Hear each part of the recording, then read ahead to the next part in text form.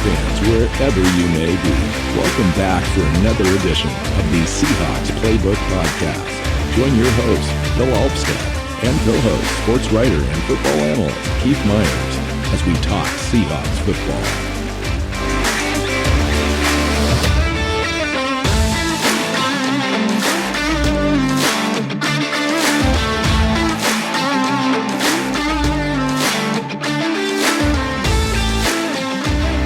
Seahawks fans, hey, welcome back to the Seahawks Playbook podcast. I'm your host, Bill Alvstad, sitting down with Keith Myers, co-host Keith Myers, after a poor performance in Santa Clara yesterday against the 49ers.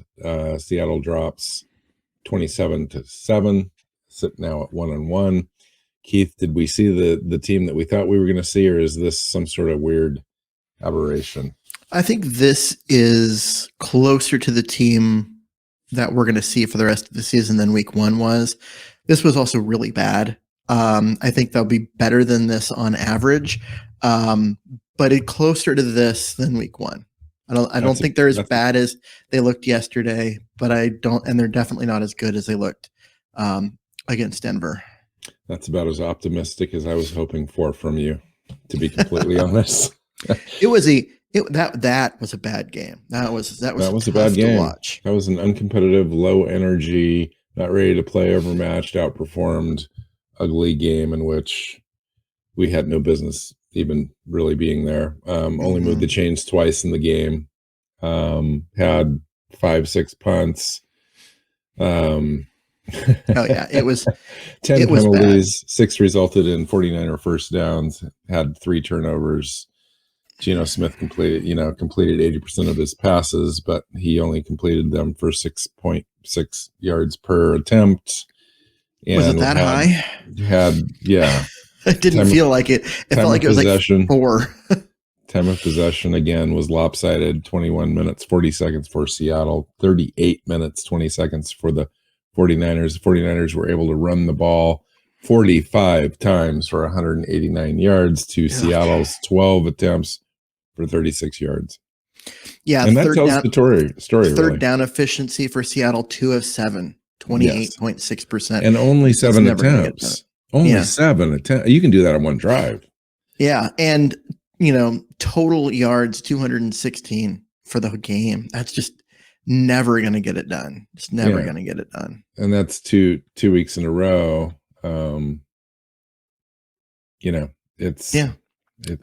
It's crazy. So we've had 469 yards of total offense in 2 games.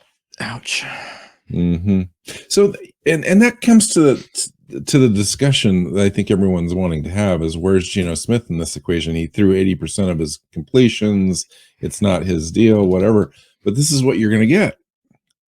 You're going to get a guy that's completing 65% of his passes on average. 80% is on the high side.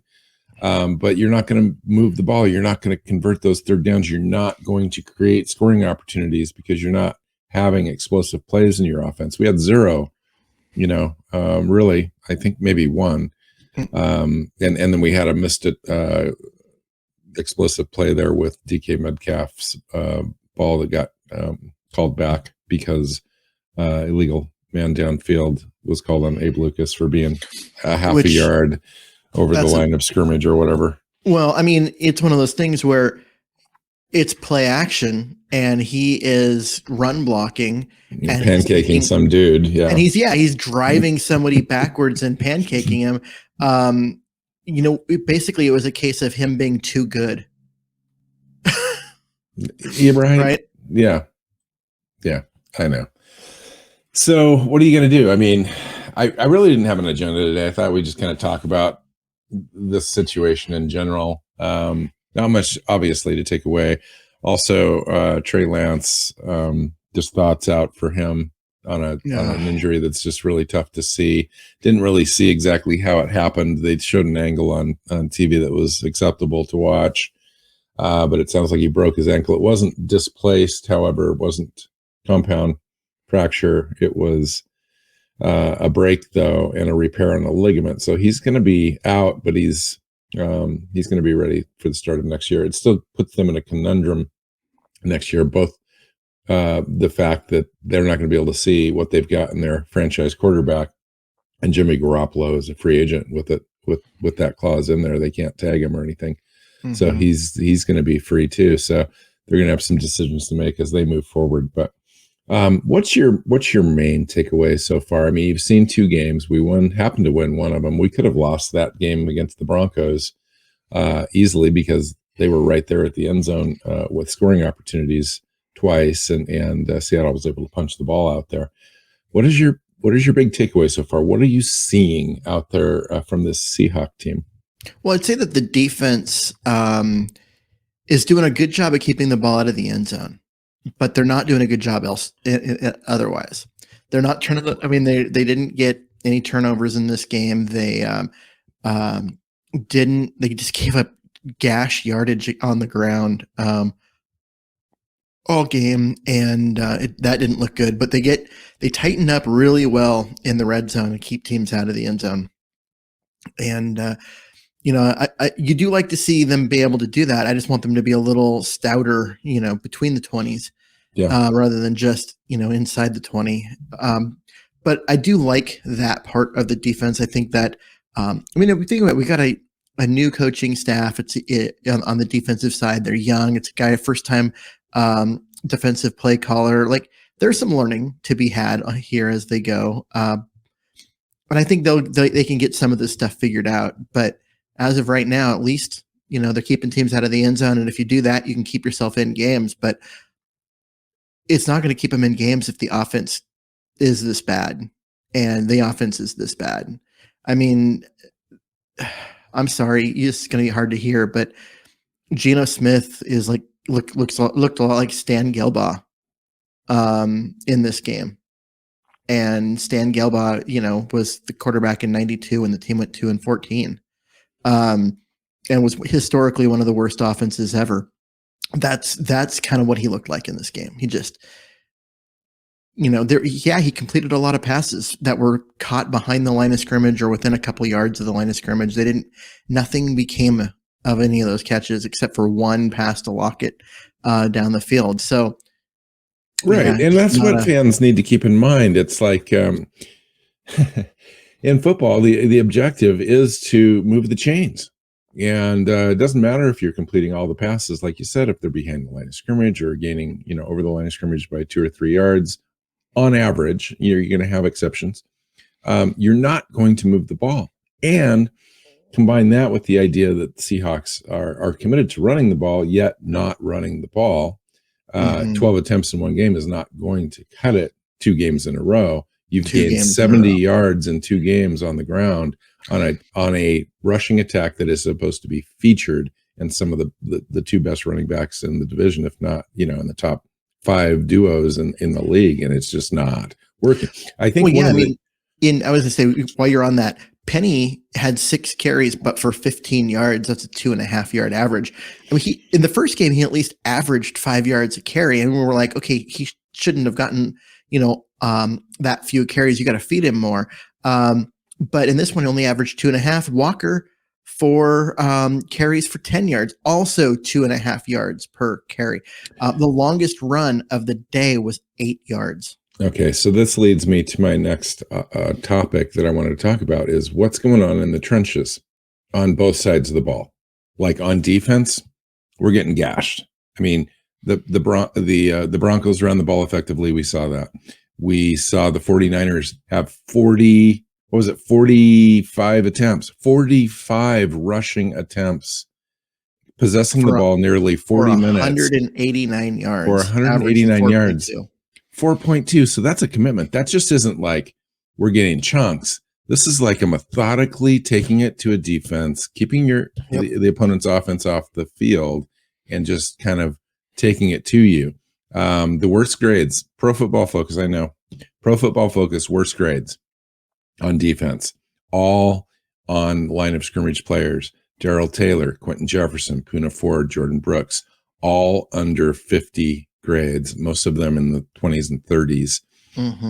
Overall grades, and their run grades are all in the 30s. Yeah.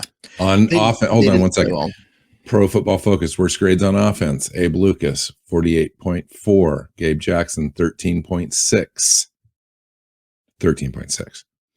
Damian Lewis, 39.9. Phil Haynes, 41.3. Okay.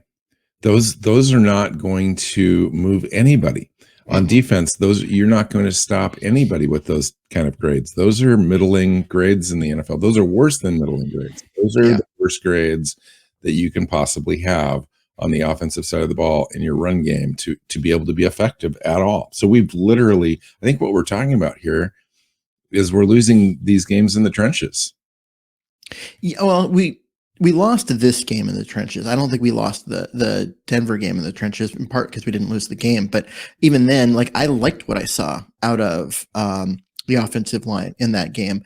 Whereas in this game, in the first half, Keith, in the first half of that game, you did. In the second half, we were not good. Yeah, the offense wasn't good, but it wasn't. You know, I mean, Abe Lucas and Charles Cross wore down a little bit near the end of the game, but overall they were great in that first game. And based on the fact too that Denver didn't lose against Houston, but looked horrible really against the Houston team there. So how good is Denver really? Yeah, I mean, Wilson played poorly in that game, and he played. He had games like that in Seattle where he was just awful for 3 quarters, and then did Russell Wilson things down the stretch and got him a win. I mean, he was 4 of 20. At one point in that game. And like I said, we've seen him have games like that in Seattle. And in the end, he did what he had to get him a win. And that's also what we saw him do in Seattle. But he's not here. He's not going to show up and do those things for Seattle anymore. Instead, you're going to have Geno Smith in there throwing for 197 yards on 30 attempts. It's not good. It just isn't. And this is all before we get into like the DJ Dallas pass. Like, can we like that? I don't even know. That was one of the worst passes I've ever seen in the NFL. Let's just put that out there. I mean, I understand. Like, here's the idea. You've got, you're trying to find ways to generate offense when you don't have one. And so they're going to go with trick plays, and they get, you get 4 running backs on the field, no quarterback, and the goal there is to confuse the defense. Try to draw the defense up to the running back. Yeah, and dump it over the top. You get half the people going one way, half the people going the other because of the way that they split the run, and then Dallas needs to just find Metcalf in the back of the end zone, but instead he throws the ball low and short, and right at a defensive back instead of throwing the ball high and in the back. I will say this. I actually don't mind the play call inherently. If it's successful, everyone's cheering. Nobody's questioning it. It was so badly executed, though, you never want to see it again. I get that as well. But it's a good concept in general, as you're trying to draw some defenders up to the line of scrimmage and kind of just dump the ball over the top. It just didn't work. San Francisco is a good team. Now, let's be completely clear here. Their defense is actually really good, and it showed. I mean, they played really well. They got to the quarterback. They disrupted Geno Smith. They sacked him 3 times. They stopped our run and made us one-dimensional. You had talked about that previously in the lead up to this game in our preview show last week. You said, what's San Francisco going to do? What are we trying to do? Well, they're going to try to make us one-dimensional and make Geno Smith throw the ball. That's exactly what happened. And that's what every team is going to do this year, because if you can stop Penny and Walker and force Geno to throw the ball, you're going to win. Yes. Unless they can figure out a way to get the ball down the field. Testing, having those plays that Metcalf had the opportunity to have and caught the ball. It made a great play, really. If you can do some of those things throughout the game 4 or 5, 6 times, you can stretch that defense out a little bit and give your running backs some opportunities and some lanes to be successful. But you look at that; that was a fantastic catch, even though it didn't count.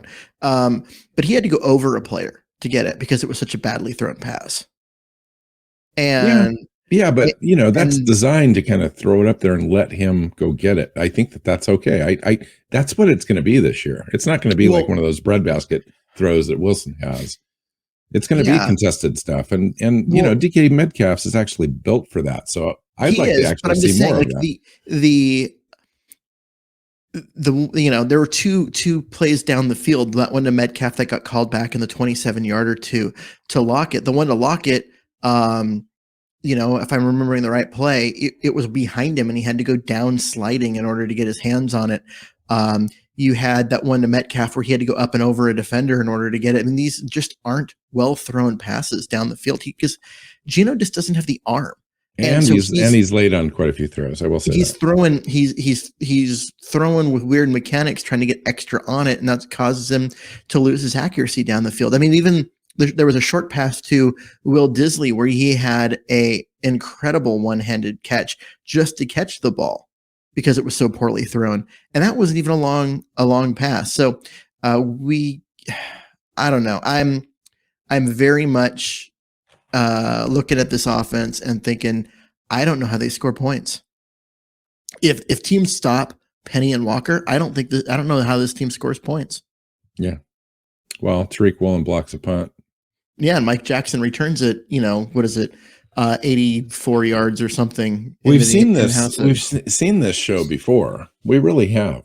I mean, you can go back to the 2010, 2011 seasons where it was difficult to score the ball on occasion before Russell Wilson showed up. Yeah, I mean, think about like that 3-6 game against Cleveland. Yeah, exactly. The Charlie Whitehurst extravaganza. Yeah. And this game with Geno Smith looked a lot like Charlie Whitehurst playing. Everything is a check down. Everything is a dump off. There's nothing going downfield. There's nothing that's actually working the way the offense is supposed to. So Pete Carroll did come out and say that he believes in Geno Smith and he thinks that the training wheels should come off, quote unquote, and the entire offense should be open to him, and we need to run the ball more. And he said a lot of things in there, but really, you know, what he's saying is we need to convert third downs. You know, we need to convert our third down opportunities so that we have the opportunity to stretch the field more. We need to create more first down opportunities so that we can we have more opportunities to throw the ball, stretch the field. Those are the kind of downs that you want to try those plays on, and we just haven't generated enough opportunities to A, run the ball, and B, let Geno throw the ball down the field a little bit and test the defenses. Just because we've gotten ourselves into long yardage plays, you know, on third down, and we haven't been able to convert those. Well, they've got themselves in the long yardage on third down because they have been kind of inept on first and second down. And penalties. Well, yeah, but every team, I mean, okay, they've been penalized a lot, but every team deals with penalties. And at some point you have to overcome them. And this team clearly didn't have the ability to do that this week. And part of that is, yeah, as you said, that is a really good defense that they went up against. And they're going to do that to a bunch of teams this year.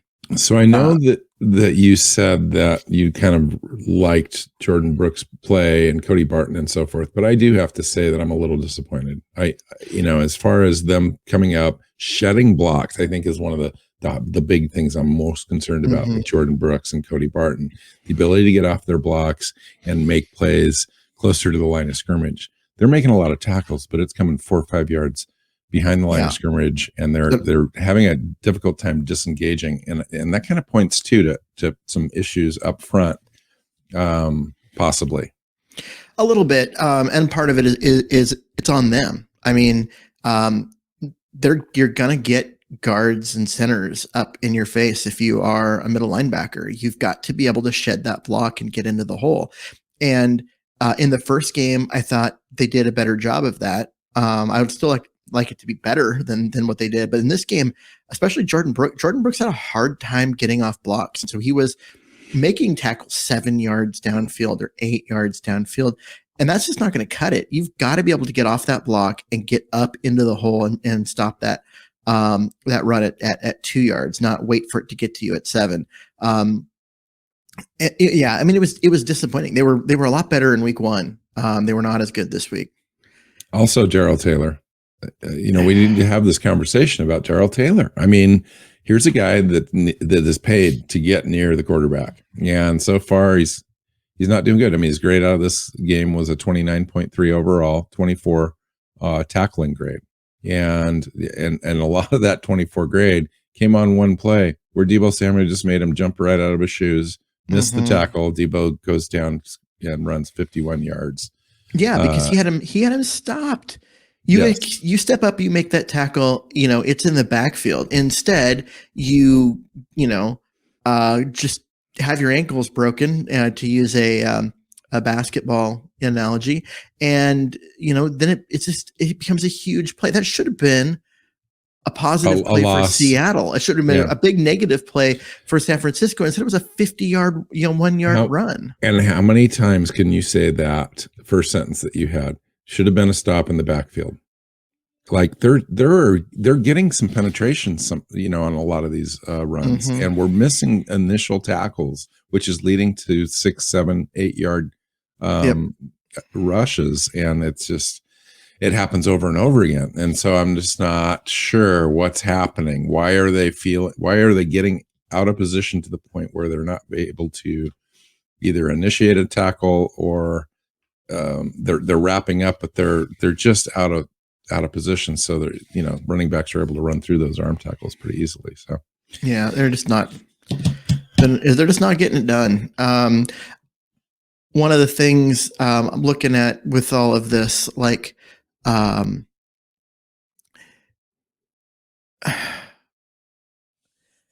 Woods played well. He did. He played well up front. And I thought Tariq Woolen, for the most part, played pretty well. As a guy that, isn't going to, he's a rookie, and yeah, he's super athletic, but he is raw. He's going to make mistakes, but at the same time, I thought he played pretty well. And Nuwasu played well. One of the few people in the front four that did, other than Woods. Where was everyone else? Who showed up in this game? Yeah, I mean, Diggs had another opportunity for a interception. needs to make that. Cody Barton's on the field almost 100%, and it's just we're not calling his name enough. You mentioned Tariq Woolen, and I think he's doing well. Michael Jackson's another player that's doing pretty good. Everyone else is struggling a little bit.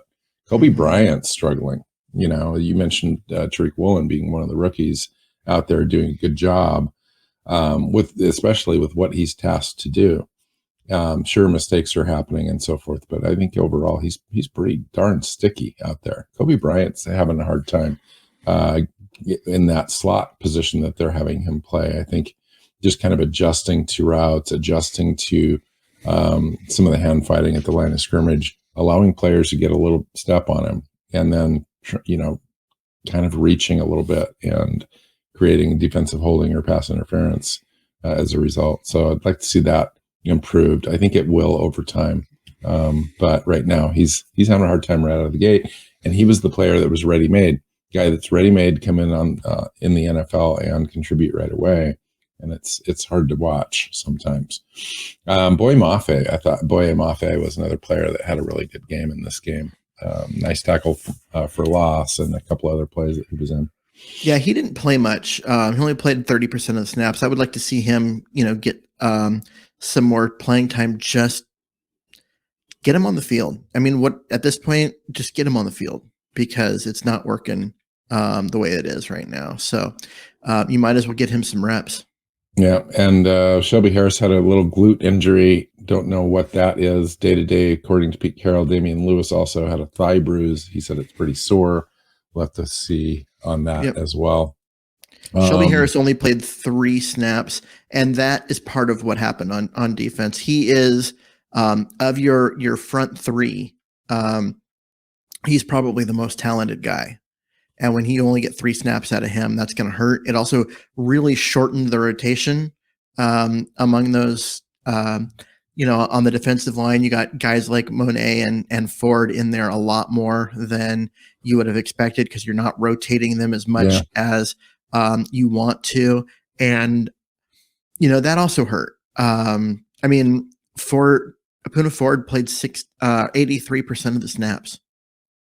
Yes. When was the last time a defensive lineman for Seattle played that many snaps? And, the 49ers ran 76 plays. Yeah. 76 plays. And a lot of running plays. That's really hard on your defensive lineman. And you're asking Poona Ford to play 83% of them because, Harris gets hurt 3 plays into the game. Yeah. Yeah. So what do you take away, Keith? I mean, really, I just want to kind of end this show. I mean, there's not more to talk about really about this game. It is what it is. Mm-hmm. But what is it, Keith? It's a bad performance. Everyone was ready to go beat Wilson in Denver. And there was a huge emotional letdown. So there was no energy. And this is not a team that is going to compete when there's no energy. If they're not set up and loaded and ready to go, they're not winning. And they're not going to be competitive. And they weren't this week. I hope that next week they're back at home, all of that. They're going to look at this tape and be like, wow, this was on us. We did not play well. And they're going to come out next week and have more urgency, just more energy, and be ready to play. Like I said earlier, I don't think they were as good as we thought coming out of the Denver game. And I don't think they're as bad as they looked in this game. But they're still somewhere in the 5 to 6 win range. That's exactly right. And do you think that's too high now after seeing this game and that really kind of the holes in this team exposed a little bit and so forth? Yeah. No, I mean, they were supposed to lose this game, and they were supposed to lose this game handedly, and they did. So they met our expectations in this game. I mean, it's really what we both said during our prediction show. Why does it feel so hard to watch? If it's because what we said that we thought this is what we would have. It's hard to watch because it didn't feel like there was energy. It didn't feel like it's one thing if the guys play hard and just get beat because the other team's better. But it didn't feel like you got that this entire game. You got a lot of guys going through the motions. And that's hard to watch. It's always hard to watch. Yeah. Yeah. No, I agree. So we're going to come back this week. We're going to have the midweek show where we go over, I don't know what at this point, but we're going to have something for you. And then we'll have a prediction show for the Atlanta Falcons game coming into town. Atlanta likes to run the ball too. They were down scores in their game and still ran the ball. Almost came back and beat the Rams after being down big early. Yeah. So right. It's not going to be a gimme. There's no gimme games in the NFL really. You could call the 49er game a gimme game for them if you want, but there's not a lot of those in the NFL. Most games are close. The 49ers wouldn't have considered that a gimme game for Seattle because Seattle has had their number. I mean, what is it? 6 of the last 8 Seattle's won. Even when Seattle hasn't been great and San Francisco's been, headed to the NFC title game and a Super Bowl in that time. Yes. Seattle's still, gone in and beat them. And so for them, it wasn't a gimme game. But they came out and took care of business. And Pete Carroll kind of took the blame for this game, which is hard to do as a coach, but that's what he does. But he takes the blame for he will take the blame anytime there's blame to be given. If you're going to be assigning blame though for lack of energy and not being ready for a game, that he's going to take the blame for that because that's really his job. His job is to get teams ready to play. And if he feels like his team didn't come in ready to play, which they clearly were not, I think that's something that he's going to lay at his feet and own it. And, it is what it is. All right. Anything else before we kind of get out of this show? No, let's get out of here. I'm tired of talking about this game. It was such a bad game. It was good to watch the game with you, though, even though it was a bad game. So would have been better. Next time we get together to watch a game, can we do it on a week when Seattle plays well? It'd be a lot more fun. Yeah, sounds good. I think the last one was 5 years ago, so we'll see in another 5 years, Keith. God, I hope it's not that long. No. I hope not. All right, let's get out of here. Find Keith on Twitter at Myers NFL. You can find me at NWC Hawk. The show is at Hawks Playbook. You can find it on your favorite podcast platforms and YouTube. Make sure you hit the subscribe button. So until next time, go Hawks. Go Hawks. Seahawks Playbook podcast listeners, thanks for joining us for another edition of the show. You can find us on Twitter. Bill is at NWC Hawk. Keith is at Myers NFL. And the show is at Hawks Playbook. You can listen and subscribe to the show at SeahawksPlaybook.com.